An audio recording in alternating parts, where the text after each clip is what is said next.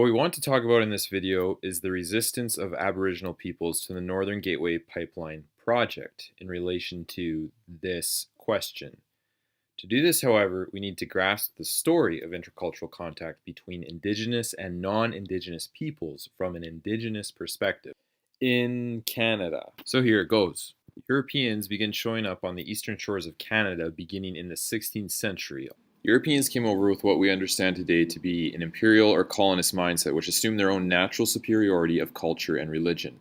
They therefore claimed the land as their own in the name of their sovereign king or queen. Indigenous peoples, on the other hand, saw the land as something that could not be owned but simply what they lived on. They treated the newcomers as they would another tribe, often taking pity on them, helping them to survive the harsh climate during the long winters. Then Europeans began to expand inland, building new colonies and competing against each other for furs. This required them to build strong military and trade alliances with the Indigenous peoples around them. These alliances were for the most part mutually beneficial.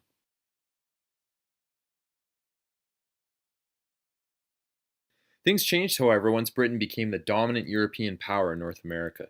King George III issued the Royal Proclamation, which acknowledged Aboriginal rights to land and title.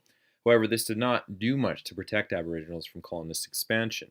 This led to the next phase of intercultural contact, which are the treaties. Indigenous peoples agreed that their ancestors understood the treaties to be an agreement between two distinct nations to pursue a mutually beneficial relationship.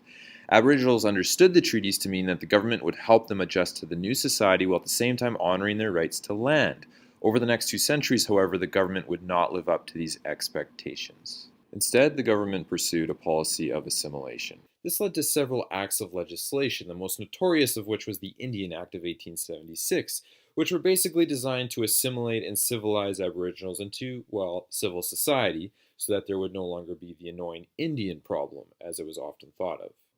Assimilative legislation also led to the development of the Indian residential schools in Canada, where Aboriginal youth were eventually required by law to attend. By the 1940s, the government began to figure out that basically assimilation was not working. The Indians were still around, most Aboriginals heavily resented the residential schools, and the Aboriginal chiefs and elders spoke out against the Indian Act. It took a while, but basically the government began a slow retreat from policies of assimilation and granted greater political autonomy to Aboriginal tribes. Which brings us to today. It would probably be fair to say that the relationship between First Nations and the Government of Canada has improved. However, things still have a long way to go. Both small and large issues in the global scope have disrupted life for Western Aboriginal groups. For many British Columbia First Nation groups, including Union of BC Indian Chiefs, Haisla First Nation, Inland Wet'suwet'en people, the Musqueam Nation, and many more. The Northern Gateway Pipeline looms over the political atmosphere and the traditional territories presumably protected by their treaty rights. Stretching approximately 1,200 kilometers long, the proposed Northern Gateway Pipeline would carry roughly 550,000 barrels of bitumen oil a day over Aboriginal land. Upon completion, the Northern Gateway Pipeline project would provide the desired access to Asian markets, including China and India. The forces of globalization presented in this project are evident. What is primarily important to First Nation groups is protecting the land that is their home. First Nation leaders and their groups in the area understand that the pipeline would cut across rivers, streams, and lakes, and this would endanger different ecosystems and animals, which would be at risk for such things as landslides and oil spills.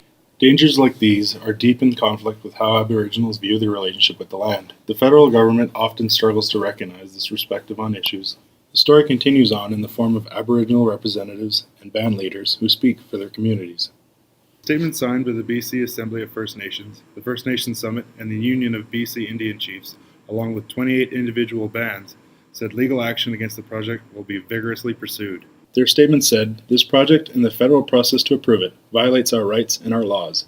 We are united to defend our lands and waters of our respective territories." Despite these perspectives, the federal government of Canada has approved this project. Still, it does not necessarily mean it will be built. Court cases have started and a long legal battle to decide the fate of the area. This reflects back to the legacies of historical struggles between Canadian governments and First Nations people. First Nations people see themselves as still needing to fight for the rights over land and resources that they feel they have been given by the treaties, even though they have not been acknowledged.